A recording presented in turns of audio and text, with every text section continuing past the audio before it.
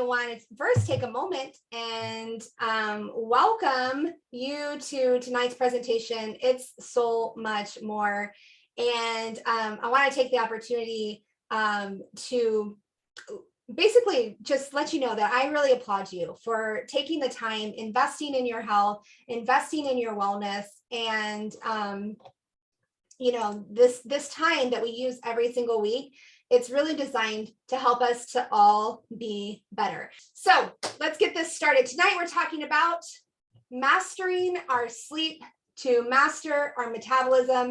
Okay, so as always, we always address everything, including sleep. Tonight we're going to address it with the mindset of the 4 pillars of optimal wellness, right? And so those 4 pillars are balancing cellular fuel delivery, right? And so that's, you know, everything to do with circulation and oxygen and blood sugar balance and all of those things, like all the ways that we get energy into our cells. We want to make sure that we're balancing, keeping our blood pH, all those kinds of things. That's balancing. And then lifting metabolic and immune function. And of course, just like it says, this is like lifting your energy through metabolism and lifting your immune system to be able to be optimized into dealing with all the things out there. And then we want to clarify any toxic buildup, and we want to stabilize that endocrine function. And so this is all about balancing hormones and keeping all of the chemicals in our body in check, and then getting rid of all of the junk, whether it's pathogens or toxins or whatever it is. We've got to keep all that cleaned out at all times. And then, of course, the 4th pillar is calming daily stress and restoring nutritional energy. And it's easy for us to look at the calm category and really think about sleep from this perspective of calm. But really and truly, all 4 of these pillars have something to do with sleep. And I hope tonight that we can reference like how lift and the awake cycle also has to do with getting optimal sleep. So when we are optimally awake throughout the day, we also get optimal sleep at night. So this is our 8th lesson of our Secrets of Metabolic Mastery series. And of course, we started with, are you suffering from stress metabolism? And then we set our goals, and we learned how to set goals and make plans that actually get results. And then we talked about eating for energy from sunrise to sunset, so that we're keeping our blood sugar balanced and keeping our energy maintained throughout the day. Then we talked about releasing what no longer serves us, whether that was toxins, traumas, thoughts, whether that was emotions, all of the things. And we did that through the power of aromatherapy, which was a phenomenal class. And then we talked about loving your liver, right? And really, you know, keeping it as one of those essential organs that we really need to nourish and protect all throughout our lives, so that we can keep things at bay, like, you know, like a sluggish, congested liver or fatty liver syndrome. And then we talked about metabolic detox and really what it means to keep our cells detox on a daily basis and why that matters. And then we talked about last week, we talked about enhancing digestion for optimal wellness. And we really did a deep dive into enzymes and how they help to break things down and how that's critically important for metabolism. And then tonight, of course, we're talking about mastering your sleep. So tonight, we're going to talk about the key steps to mastering your sleep and to master your metabolism.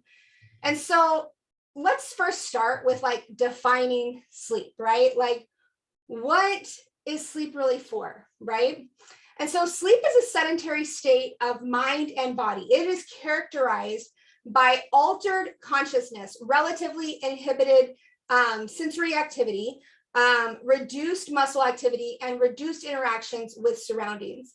Now, sleep is this incredible period of our lives where we're not conscious, right? We might dream, we might twitch, we might even wake up, right? But in sleep, we are only in relation to things that are happening within our brain and our body, right? Outside sensory experience, in most cases, really don't impact us, right? And yet sleep is this tremendously important period of life because it literally resets on a daily basis our ability to be focused and alert and emotionally stable during our awake period. So we can't ever talk about being awake or wakefulness or energy or focus or motivation or mood or weight loss or weight gain or well-being without also thinking about sleep, right?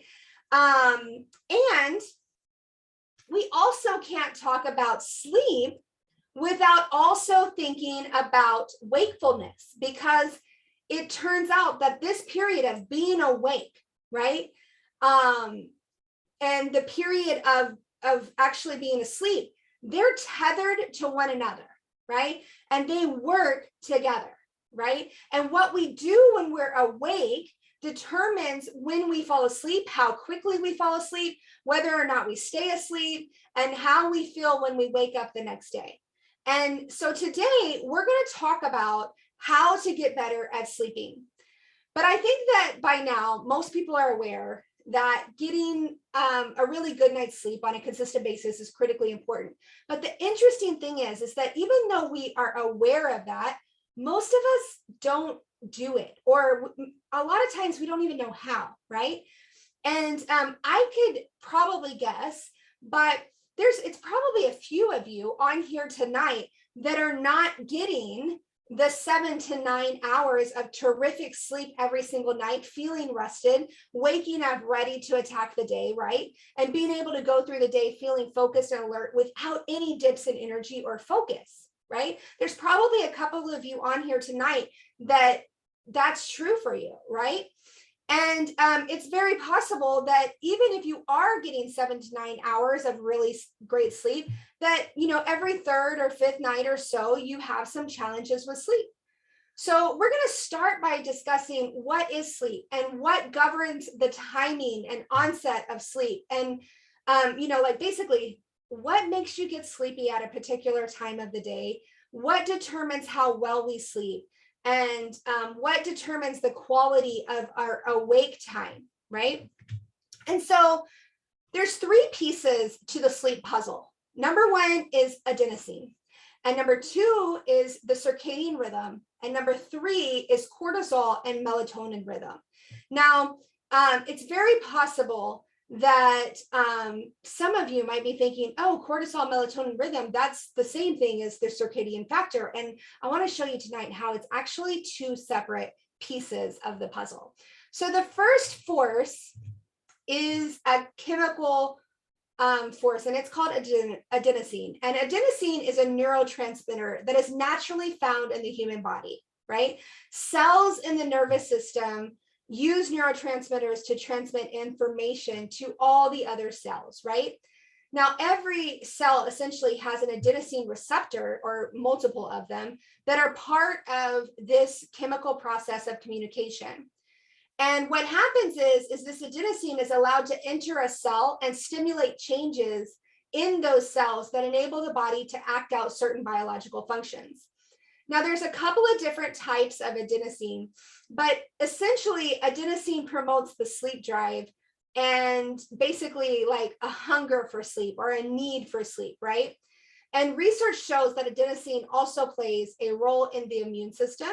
It also reduces inflammatory responses, so it helps to calm inflammatory responses.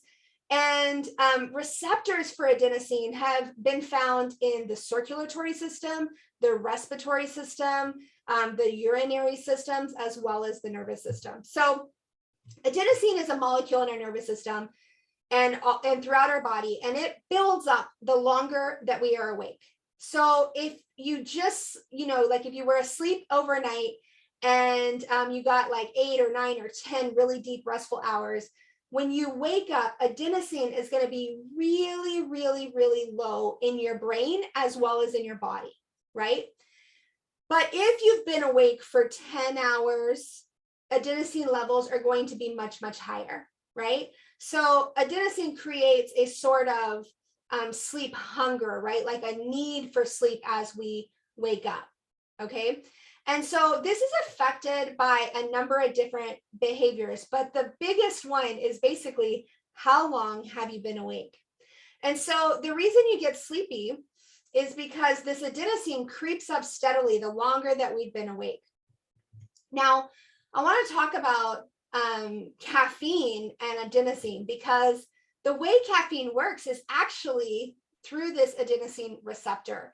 So caffeine, for most people, except a very small percentage of people, caffeine generally wakes them up, right? It makes them feel more alert. It makes them feel more focused and aware of things, right? In fact, there are some people that are so sensitive to caffeine that they feel jittery if they drink it, right? Even in small amounts, right? But yet some people can drink large amounts of caffeine and not feel jittery at all, right? Well, to a nerve cell, caffeine looks like adenosine, and this caffeine binds to the adenosine receptor in the cell. And what happens is the caffeine doesn't slow down the cell's activity like adenosine would, right? Where adenosine would go in there and kind of calm the activity of the cell and help it to relax. When caffeine sits on that receptor, because they look alike in structure, the cell no longer identifies and slows down. Instead, it starts to speed up, right? And these nerve cells start to speed up. And that's actually how we get this kind of like awake and alert like sensation when we consume caffeine, because caffeine acts as an adenosine antagonist, right? And so what that basically means is when you ingest caffeine, whether it's coffee, soda, or tea, or basically any form, it basically parks itself on the receptor like a car would park in a parking spot, right? And then the adenosine cannot park in that same spot, right? Because the caffeine has parked there and is taking up the spot. But what happens when that happens is that nothing downstream of that receptor can engage in normal cellular function of making that cell relax and calm down and helping you to feel sleepy. So the reason caffeine wakes you up is because it blocks the sleepiness receptor of the cell, right? It blocks the sleepy signal. And that's why when caffeine wears off and then adenosine binds to the receptor, sometimes we have a lot more of an affinity, right? Like the adenosine, like because it's been absent for so long, all of a sudden the cell's just like eating it up, right? And that's why you can have like this really, really focused experience from caffeine, and then you feel a crash and you feel especially tired. Now understand, I'm not here to demonize caffeine. I drink it in the morning, I drink it in the afternoon.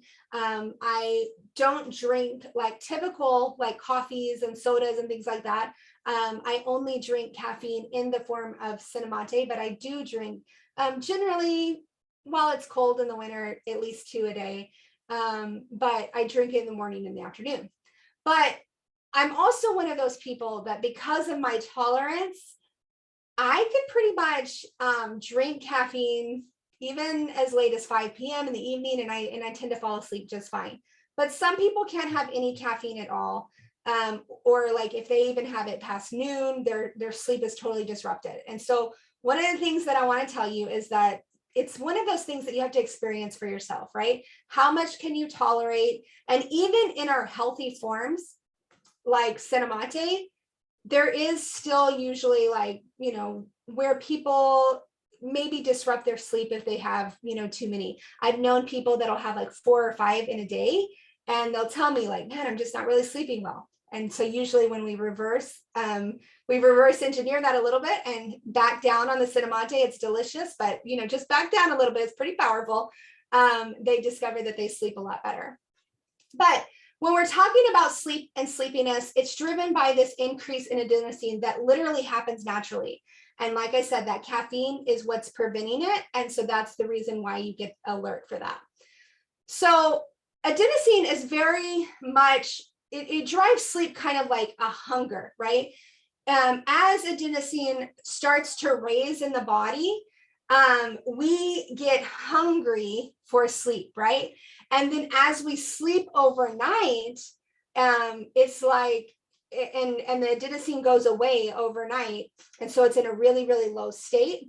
We won't want to sleep, right? So like, and it usually happens about maybe 30 minutes after we wake up. Really the adenosine hits its lowest level, and then we'll be like the most awake. So, and so again, if we go back to the caffeine example, if you're one of those people that are like, man, I can't get started with my day until I have caffeine, it's this relationship with adenosine that's happening in your brain, which is the reason why that is. The second factor for sleep is our circadian rhythm. Now, the circadian rhythm is basically our 24-hour cycle that's part of our body's internal clock, right? And this is running in the background to carry out essential functions and processes. And one of the most important and well-known circadian rhythms is the sleep and wake cycle. And so basically the way this works is inside of us all, there's a clock. It exists in our brain, right? And it doesn't just exist in your brain and my brain, but it also exists in every animal that we're aware of, right? And this clock basically determines when we want to be sleepy and when we want to be awake. Now, there's also different systems in the body that follow these circadian rhythms. It's not just our sleep-wake cycle, but they're all synchronized with this master clock in the brain. And this is actually just like barely above the roof of your mouth. It's like a couple of millimeters above the roof of your mouth in the middle of the brain is actually where this master clock like lives and governs our cycles. And this master clock is directly influenced by the cycles of the environmental cues, right? And so specifically, it is directly influenced by light, right? And it's governed by sunlight. And I can't emphasize enough how important and how actionable this relationship between light and when you want to sleep is. And so we're going to go into that in more detail in just a minute. But let's go ahead and break down your day from the standpoint of what's going on in your brain and your body as you go through this 24-hour day. So let's look at, we're starting with waking. So regardless of how well you slept at night, or whether you were up all night, most people, they get up sometime around when the sun rises, right? Maybe not right at sunrise, but within an hour or 2 or 3 of sunrise, most people are getting up, right? Now, if you're a night shift worker or if you've been traveling, that could be different. But for most people, we're generally waking up, around sunrise. And as we do that, our adenosine levels are very, very low, right? Because if we've been asleep overnight, we understand how that works now. And what happens is our system generates an internal signal that is in the form of hormones, right? And so when you wake up in the morning, you wake up because a particular hormone, it's actually called cortisol, is released from your adrenal glands, right? And your adrenal glands sit right above your kidneys. And what happens is it's just like a little bump of cortisol. It's not a huge amount. It's not like a flood of cortisol that goes through your body. It's like a little pulse, right? A little bump of cortisol. And it also gives us a little bump of epinephrine, and which is adrenaline from your adrenals. And also it gives it also in your brain. And this is actually how you wake up, right? You feel awake now. Now I will tell you, it's very possible that this little pulse of cortisol, adrenaline, and epinephrine might come from your alarm clock, right? So your alarm clock's going off and it startles you and it creates the adrenaline, the cortisol, and the epinephrine. But even if you don't use an alarm clock, your body would actually do this either way, right? Like it would actually trigger the cortisol, adrenaline, and epinephrine to start happening to naturally wake up, right? And this is when it alerts your whole system. And what happens is it starts to increase your heart rate. It starts to tense up your muscles. And it basically is telling you, hey, it's time to start moving about. And it's important that this cortisol little bump comes really early in the day or very early in your period of wakefulness. Because what happens is cortisol immediately triggers, like the release of cortisol immediately triggers like a timer, right? And that timer is set in your body, and your nervous system basically says, in 12 hours from the time the cortisol first little bump happens in the morning, I'm going to create a hormone called melatonin, right? And so this is like a magical thing, and we don't actually understand all the mechanics, but what we know for sure is that there is a timer within the nervous system that the moment that cortisol is created in the morning, that little bump of cortisol, adrenaline, and epinephrine that wakes us up, then we get this hormone called melatonin, which will make us sleepy about 12 hours later. Now, melatonin is actually secreted from our pineal gland. Now, these cellular timers in our body, they are dictated by the relations between different organs in our body. They're not actually connected to light. So the cortisol bump and the melatonin bump actually will happen even if we were in a cave in complete darkness, right? This melatonin and cortisol connection would still happen. Now, our body wouldn't necessarily react in the same way because the circadian rhythm might be out of balance, but the onset of cortisol and the onset of melatonin that's released from the pineal gland at night would still happen, right? Now, I want to talk about melatonin for just 1 second because I get asked this question a lot about where does melatonin come from and things like that. So basically, melatonin is released from the pineal gland, and it only comes from the pineal gland unless you're taking an exogenous, meaning outside of the body, melatonin supplement. So I get asked all the time, well, should I take a melatonin supplement? So I want to go ahead and address that. My personal bias on this is no, you shouldn't. And I'm going to give you the reason for that. Melatonin is not only for sleep. The other thing that melatonin does in our body is it also suppresses the onset of puberty. So when you were a kid, especially in babies, melatonin isn't just released 12 hours after our cortisol bump in the morning that wakes us up. As a matter of fact, melatonin is released all day long chronically in a cycle throughout the day and the night. And what this job of melatonin is to suppress some of the other hormones and the other regions of the brain that trigger the onset of puberty. Now, I know some of you might be thinking, well, that's okay because I'm an adult, so melatonin should be safe. Well, let me go back to that. Melatonin suppresses hormones and other regions of the brain. So my personal opinion on melatonin is that I don't want to take anything that's really disrupting and suppressing hormones, even if I am an adult and I've already gone through puberty, because we don't know all the way, like the hormonal systems and neurotransmitters and all the chemicals and biological processes in our body, they work in the symphony that we don't actually understand all the pieces yet, right? Like science hasn't caught up with the magnificence of our incredible body. So when we take something like a melatonin supplement, even if it's a low dose, we're disrupting those hormones. So there are other ways that we can naturally get our body to like create more melatonin if for some reason we've disrupted that. But taking a melatonin supplement is just something that I personally I don't use myself to fall asleep, and I also don't recommend. So the other thing about melatonin is it will help you to fall asleep, but it doesn't necessarily help you to stay asleep. And many people who take supplemental melatonin find that they wake up about 3 to 5 hours later and they're unable to fall back asleep and they find themselves with insomnia. So this rhythm of cortisol and melatonin is really, it's part of your body. It's happening, from the inside of us without any external input. And like I said, if we were living in a cave, this would still continue. So how do we get better sleeping, right?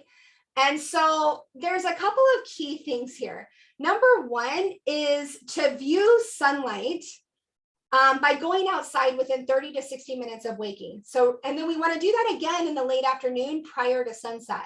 And if you wake up before the sun is out and you want to be awake, you can turn on artificial lights and then go outside once the sun rises. Now on bright cloudless days, view morning and afternoon sun for about 10 minutes.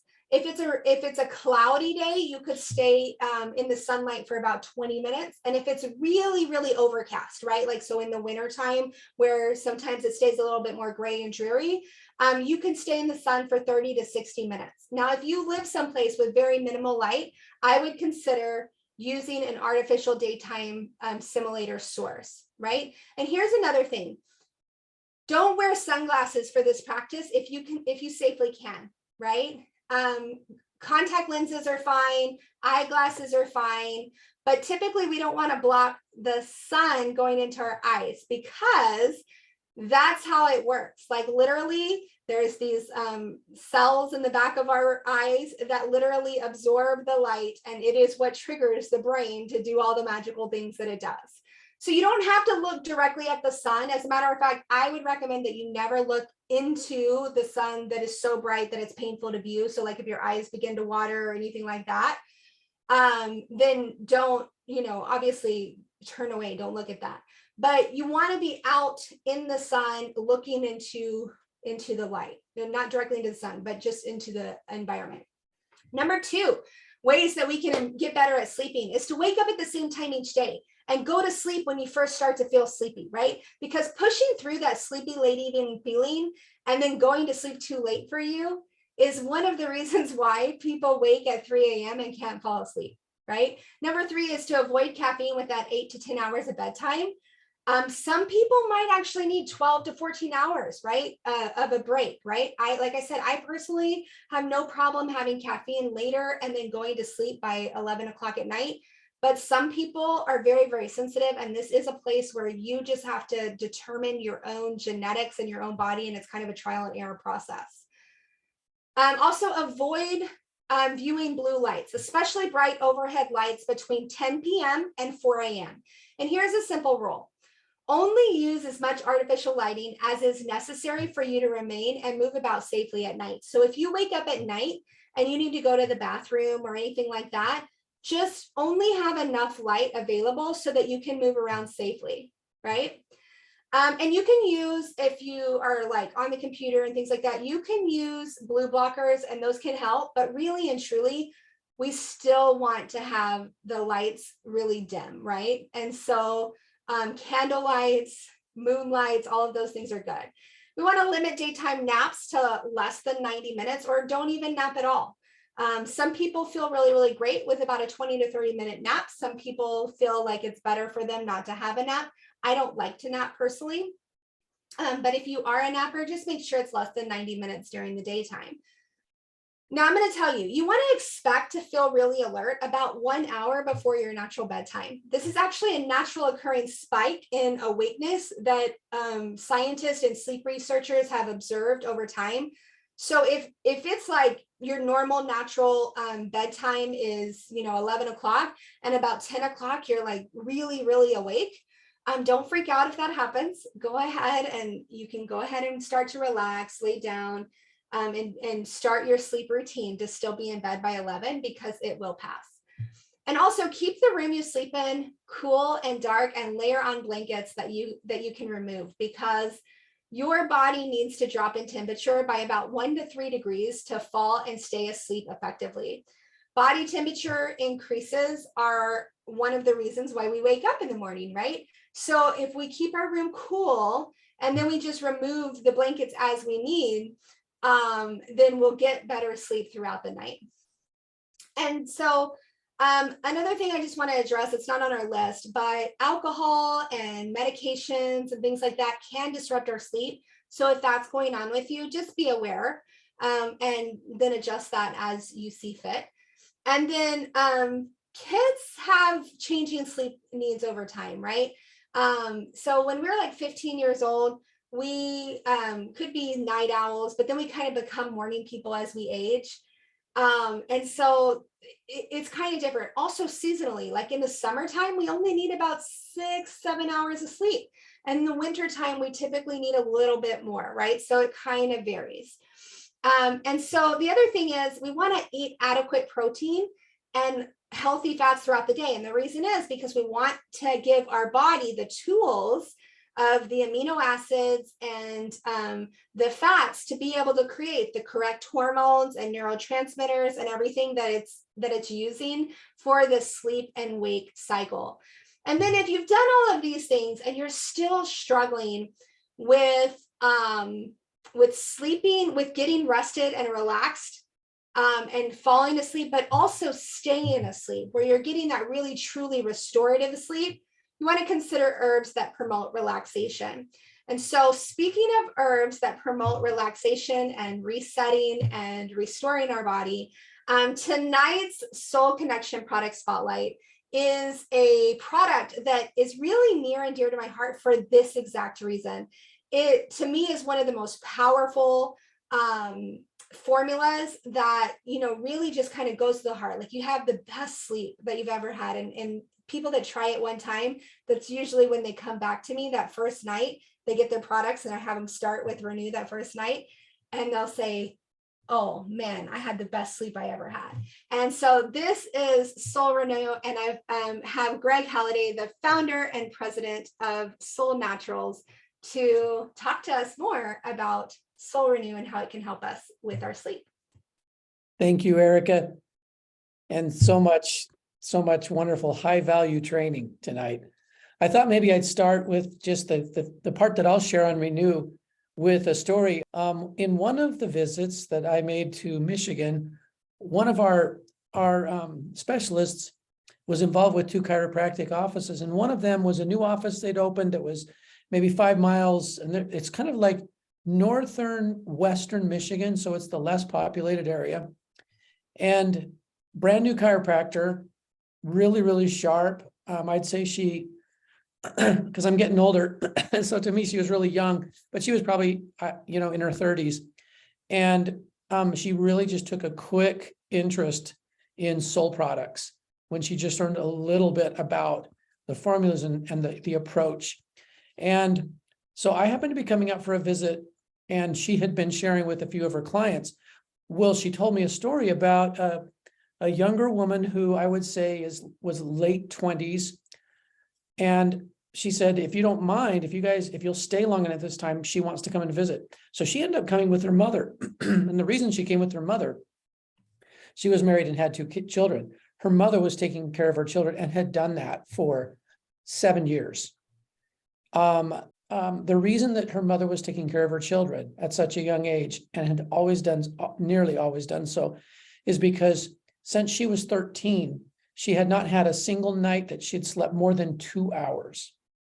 She had very severe sleep issues, did not know why, and had tried virtually everything. If she were here and could talk you through it, every drug every over-the-counter sleep aid on the market, every prescription that was known in any way related to sleep, and had been visiting the chiropractor for other more structural issues, and was sharing this, and the chiropractor being brand new to Soul and not hardly knowing anything.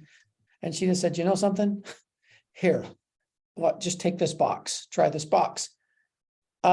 She took it home. She took 1 packet. I think she just drank it cold. She just mixed it in the amount of water.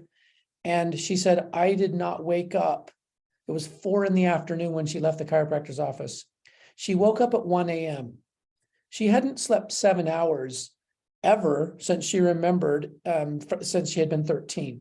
So she came back and said, what is in this? What drug is in this? There's no drug in it. And so there is much more to the story, but I'll just jump forward. So I got to meet her the next time I was out. And this time her mother came. There was such a great change. They wanted to see what else Soul had. The only reason I share this with you is what Erica's taught tonight is life-saving for some people. And it is life-enhancing and life-changing for all of us because life will throw curveballs. And sometimes we can all have periods of time that are great, right, with sleep, and other times they just aren't. And it's not always easy to figure it out. So I love the way that you've outlined it. Let's just for a second, and I just want to share with you a few tidbits, facts about some of the herbs that are in Renew from studies that were combined by Dr. Allison, and see if they don't strike a chord from what Erica said, because a number of them will directly tie into these 3 things that Erica's teaching us. I'm talking about 3 major impacts in our sleep, our ability to sleep. to not even mention your list. Some of these ingredients will be familiar to you. Chamomile is the first one I want to mention. So chamomile, not only does it have this calming effect and is a really popular tea, did you know that chamomile can make a big difference with hay fever and allergies? It is something that brings inflammation down of all types. It is a normalizer for menstrual fluctuations and disorders, if you want to call it that, imbalances that come with the menstrual cycle. It is a wound healer. It is an ulcer repairer. And any kind of gastro-digestive pain, chamomile actually is known to bring to calm. So a couple of facts about chamomile. Now, another one that is not so well known that is a big part of Renew is motherwort. It is called a cardiaca because heart palpitations, which come from various reasons, and I know from experience in my family, can have a major impact on sleep. Motherwort in the German Commission is actually listed as a remedy for irregular heartbeat from stress in particular. And in Chinese medicine, it's cited because it normalizes muscular spasms or spasms of different. So isn't that interesting how that relates into these heart spasms and palpitations? Motherwort also is this wonderful herb in situations where anxiety and or depression are tied to high blood pressure. So it is a blood pressure lowering herb. It is anticonvulsant, so yet another property dealing with sort of like spastic situations. So this other, we don't talk about motherwort probably enough with Renew, but it is a major key in that formula, doing the things that Erica and all of us love about Renew, which is bringing calm, enabling repair of the body within which it does during sleep. Maybe dominating the repair process during that period of time. And motherwort's a big part of that we don't always talk about. Another ingredient is schisandra, which is an adaptogen. And in a study that I was recently looking at on schisandra, has to do with markers that come in because of stress. And this was an animal study. These animals subjected to a lot of stress were shown to be much more likely, and very many of them created abnormal cells and tumors as part of their stress reaction.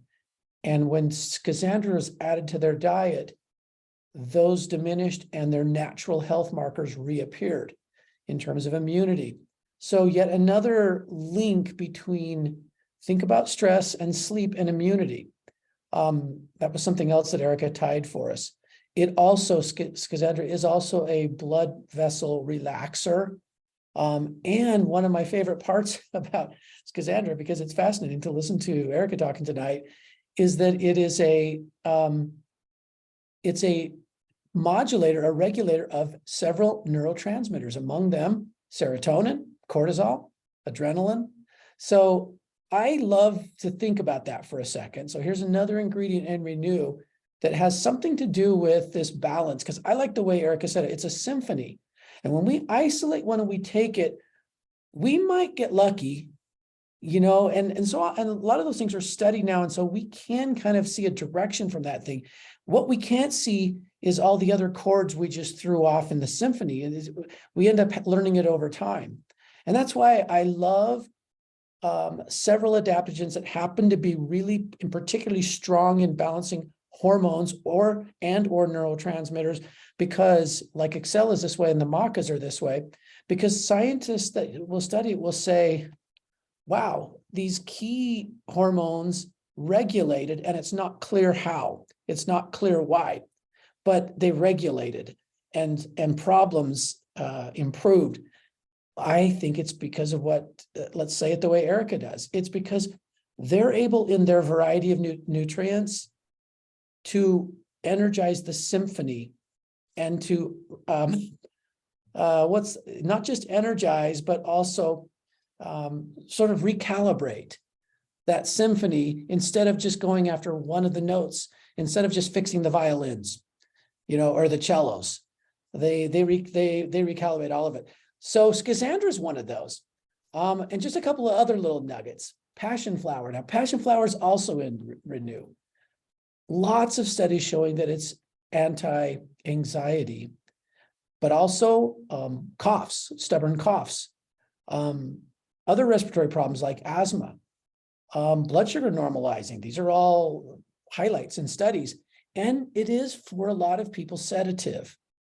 Now, it could be for any number of reasons, but I think when you take passion flower, which is very diverse in its nutrients, and then you listen again to what Erica taught, there are several ways in which the nutrients of passion flower can make a difference, and is why it ends up being a sleep aid or a sleep help for people when that's what their body is lacking and needing. There are lots of studies that show passion flower as comparable in strength to pharmaceuticals without all those side effects and without messing with the symphony that's going on in our body. I can't talk about all of them tonight for time, but let me just mention one other one from Renew, and that's one of my favorite ones, wood betony. So it's interesting because I was reviewing some of Dr. Allison's trainings on it. And for those of you who might be listening for the first time, she's the chief scientific advisor for Solle. And she loves to throw in these little nuggets. Wood betony is unnerving, which means it has an amazing impact on nerves. It doesn't necessarily mean it's calming. Some nervines are energy producing and others are more calming. Wood betony, to me, is more, this is my opinion, it is more calming than otherwise. It is very safe in any quantities. In fact, similar to curcumin, wood betony is such a powerful pigment when the plant is extracted that it's actually used for dye as well, as a yellow dye. So it's really interesting to me. Plants like that I tend to pay particular attention to. But when you read all the experiences of wood betony about anything to do with the head, and I think of how much of what Eric has talked about, from pineal to the body clock to this dance between cortisol and melatonin, right? Melatonin and cortisol. But wood betony, it gets oversimplified to, hey, anything to do with your head, from ear infection to like anything that happens up here. And the reason is it's so diverse and it's so adaptogenic, it literally does have an effect and an influence, a positive effect on all things to do, from migraine to sleep, to inflammation, to infection, to all sorts of, I'd say, health, call it health terrain imbalances that are part of everything going on in our heads. So it's another favorite ingredient that happens to be in both of the original calming formulas at Solle. It happens to be in Vertizymes, and it's so important we put it in Renew as well. And there are other things in Renew, but Renew, I understand if people sort of associate it directly with sleep because it has a huge impact on it. And I haven't even mentioned everything. It's a muscle relaxer too. And that's why when people, it pulls tension down and suddenly, okay, my body feels like I can get to sleep. So it does lots of things. Anyway, Erica, back to you. I love it. I love it. Thank you so much for sharing. I have to say what I love, and I love learning about all of the ingredients, and I love learning, but what I love about, we can look at all these different things, but we almost don't, like, we don't have to know how it works, like, for it to work. And I always love the fact that, I know that it's going to be calming and it's in that category and it's going to calm and it's going to help me to reset and restore. And so I can always go to it for that. And so one of the things that was asked is, if you don't finish drinking the Renew, so you don't get the full amount that was in the packet, do you still get what you need? So I'm going to address this, Judy, and then Greg can correct me if I'm wrong, but I'm going to say, yes, your body is going to get what it needs. But what I love is, of course, like all of our Solle formulas, They're formulated specifically with those like researched amounts that, they're very careful to actually put. They don't do any like little, pixie dusting or anything. And so, but all of our bodies are different, right? So just because that was the researched amount and you were supposed to get this amount doesn't necessarily mean that my body specifically needs that. So if I drink, 3/4 of it or whatever, my body's still going to take on what it needs to take. I will say one of the things that I do notice about Renew, because it is that drink that we tend to take later in the day, I personally like to put mine in less liquid, right? So I typically will maybe have it hot in about 8 ounces so that I know that I'm getting it all in, versus, like some of the other things that I take in like 24 ounces, right? Because I'm probably not going to be drinking 24 ounces. Also, one of the big questions that I get is, well, if I'm drinking it an hour before bed, like, am I going to wake up? And so I'm going to tell you the secret to not waking up and having to go to the bathroom. Well, you'll still wake up overnight. That's actually not necessarily unhealthy, but you don't have to pee so much. If you sip your beverage, right? Sip and don't gulp, because here's the secret. There's actually a thing in your body that like triggers your need for urination. And it's actually activated by gulping quickly a lot of liquid. So sip your beverages as you go throughout into the evening, sip your beverages slowly. So like maybe it takes you like 30 minutes or so, or even an hour to drink your Renew in the evening, and you'll be less likely to trigger that neurological response for urination. So keep that in mind. I take it as a shot with a little water. That's fine as well. You can, like I said, you can put it in 30 ounces or more of water. It's like I said, it's in the evening. If you want to drink that much water and you don't have a problem waking up at night, then you're perfectly fine. Because we ingest all of it, right? It's not like a tea where like we throw away like the leaves and stuff, because we're actually ingesting it all. Even if it's diluted more with more water, it's still all getting in your body. Sorry, Jeff, Eric, I do what you do. I actually like it hot in a small amount of water because I like it so much, late night, like 20 minutes before bed. Yeah. And I love it. And sometimes I'll put a little bit of coconut cream in it. It makes it like super luxurious and rich. And I kind of like convince myself that extra fat is really good for my brain anyways, because I like to use the full fat coconut cream, like all the way. And it tastes like a dreamsicle, and I still have it warm, and it's delicious. So you can have it as a treat, or you can just have it plain with water. It's fine. Either way, it's good. So thank you guys so much. You have a great day. I can't wait to see you guys back here next Tuesday.